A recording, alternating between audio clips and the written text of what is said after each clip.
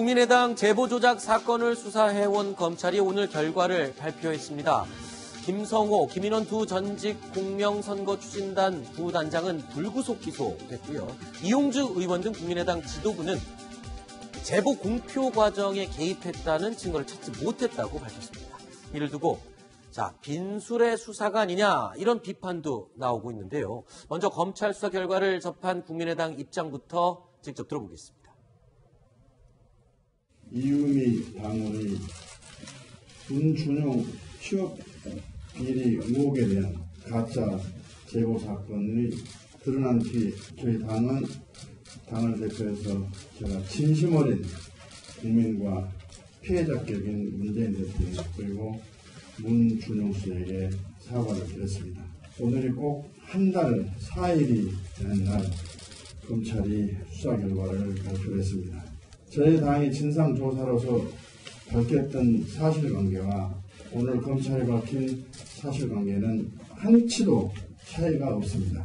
다시 한번 저희 당원회에서 오늘 사과 발표 내용 보셨죠? 양지열 변호사는 어떻게 보셨습니까? 충분한 사과였다. 보십니까? 일단 전에는 이제 당사자들에 대한 사과라는 얘기를 이제 안철수 전 대표가 얘기를 했었는데 오늘은 어쨌든 문 대통령과 문준용 씨 이름을 직접적으로 거론을 하면서 사과는 했습니다. 그런 의미에서는 그전부터는 사과의 수준은 높아졌고 나아간 사과인데 다만 이제 당에서 처음 진상조사 결과한 것과 사실관계가 그대로 일치한다고 말씀을 하셨는데 이 부분은 사실 이제 국민의당에서는 이유미 씨의 단독 범행이었고 당도 속았다고 했지 않습니까? 어쨌든 그래도 지금 검찰 수사 결과는 당시 공정선거 추진 부단장 두 사람도 불구속이지만 기소를 했기 때문에 당 차원에서 조금 더 올라가긴 한 건데 그게 어떻게 또 완전히 일치한다고 말씀하시는지는 잘 이해가 안 가는 부분이긴 합니다. 그렇군요.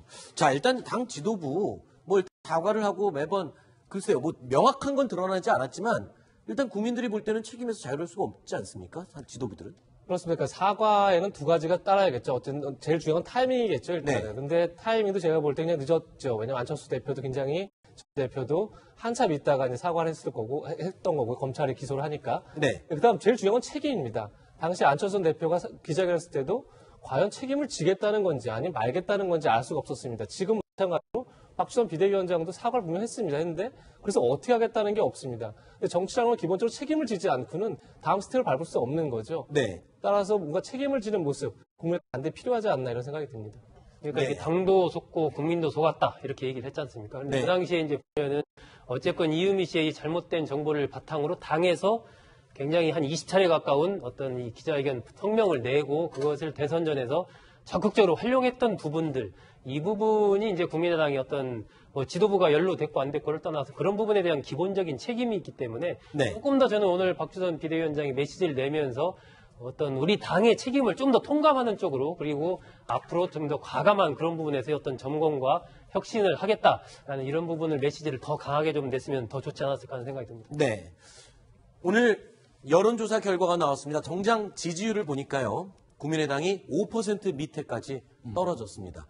그런데 이현주 의원의 최근 잇따랐던 말실수 이런 것도 이 정당 지지율 하락에 영향을 끼쳤다 이런 얘기가 나오고 있거든요. 그런데 오늘요 저희 사과문 발표를 하는 저 자리에서 이현주 의원이 나가면서 눈물을 흘리는 모습이 언론 카메라에 포착이 됐습니다. 저 눈물의 의미는 뭘까요? 지금 말씀하신 것처럼 국민의당 지지율이 굉장히 바닥입니다. 어떻게 회복할 수 없을 정도로. 특히나 이제 호남에서도 국민의당의 그 기반인 호남에서도 굉장히 지지율이 낮기 때문에 지금 어떻게든 돌파구가 없는 상황인데 사실 그 문매를 어쨌든 이현주 의원이 많이 맞았죠. 이현주 의원도. 본인의 실수한 대목이 분명히 있고요. 급식 근로자를 두고 약간 막말성 발언한 것들이 분명히 있기 때문에 물론 본인은 이제 언론에서 악의적으로 편집했다 여러 가지 이제 해명을 하고 있지만 그럼에도 불구하고 굉장히 당 상황이 안 좋고 이현주 의원이 그 어떤 당 상황이 안 좋아지는 큰 역할을 했다는 게 이제 주변 시선이기 때문에 본인도 참 그런 게 부담스럽고 힘들지 않았을까 하는 생각이 듭니다. 김태현 변호사. 눈물의 의미를 저희가 다 알 수는 없는데. 그렇죠. 이현주 의원이 처음 카메라 앞에서 온 게 제 기억으로는 대선 때 한번 울었어요. 대선 때 안철수 후보가 확 꺾일 때 그때 이제 유세차 타고 연설하면서 뭐라 그러냐면 제 기억에 저는 안철수 후보한테 정치 생명을 걸었다 이런 얘기를 하면서 울었습니다. 근데 정치인이 어떤 탈당이라든지 그런 것들은 본인의 어떤 정치적 선택이지만 공교롭게도 이현주 의원이 민주당 나름 그 당시 안에서 뭐 고충도 있었겠죠. 하지만 민주당에서 탈당해서 국민의당으로 말을 갈아탈 때 그때가 어떤 의미에서 보면 안철수 후보가 가장 상한가를 칠 때거든요. 네. 상황이 계속 좋았습니다. 그때 야 이거 조금 더 하면 대통령 되는 거 아니야? 막 이럴 때 아니었습니까? 그런데 공교롭게도 본인이 국민의당을 합류하고 그리고 시간이 지나면서 안철수 후보는 결국 지지율을 급전직하하고 그때 한번 울었고 그리고 이제 대선 끝나고 나서 당은 또 이 제보 조작 사건으로 또 휘청휘청되고 그리고 이제 본인은 말 실수 때문에 또 설화에 휩싸이고 그러니까 오늘 좀 두 번째 우는 것이거든요. 글쎄요, 뭐 본인의 어떤 정치적 선택에 대한 어떤 책임은 뭐 본인이 지는 거겠지만 본인의 어떤 선택에 대한 약간의 후회성의 눈물도 저는 좀 있지 않을까 그런 생각을 한번 해봅니다. 네. 자, 일단은 이 국민들에게 외면을 받고 있는 국민의당 지금 상황 굉장히 아주 어려운 처지에 있습니다. 그런데요, 이 안철수 전 대표의 당대표 출마 여부를 놓고 또 말이 나오고 있습니다. 아예 출마를 하지 말아야 된다. 출마해야 된다. 당내에서도 시끄러운데 박지원 전 대표 이에 대해서 어떤 입장을 갖고 있는지 박지원 대표 말 들어보겠습니다. 안철수 대표의 심정은 모르겠습니다만은 저는 지극히 자연스럽게 잘 정리할 거다 이런 감을 가지고 있습니다. 안철수 대표가 이 순간에 당대표에 다시 출마할 것이다 라고는 생각하지 않습니다. 자, 오늘 국민의당 긴급 의총에 안철수 전 대표도 모습을 드러냈습니다. 과연 이 상황에서 어떤 입장을 이야기했는지 듣고 이야기 계속 이어가 보겠습니다. 들어보시죠. 전당대회 출마하신다는 얘기가 나오고 있는데요. 다음 기회에 말씀드리겠습니다. 신중하게 검토해보겠다는 말씀을 하셨었나요? 오늘은 검찰 조사에 대한 입장을 말씀드리는 자리입니다. 다음 기회에 말씀드리겠습니다. 이 정도로 하시죠. 자, 안철수 전 대표는 일단 다음 기회에 말하겠다. 그리고 박지원 전 대표는 지금 출마할 상황은 아닌 것 같다. 이렇게 얘기하고 있습니다. 일단 표면적으로는 본인의 의견이 아직 정립이 안 됐다는 것이고 네. 좀 더 속뜻을 조금 추측을 해보자면 출마 안 하겠다는 얘기 아닐까 싶습니다. 저는. 왜냐하면 전당대회가 얼마 안 남았기 때문에 출마 선언을 하려면 시간이 좀 빠듯하고요. 네. 그리고 어제 이제 측근들 109명에 가가지고 출마를 해주십시오. 네. 그래야 우리가 삽니다. 이런 얘기 했다는 거 아니겠어요? 거기서 안철수 대표가 두 가지 얘기했다고 합니다. 네. 출마를 본인이 해야 되는 이유 쭉 나열하고 출마를 해서는 안 되는 이유로 그러니까 시중에 있는 찬반 양료를 본인이 다 얘기했다는 것이거든요. 네.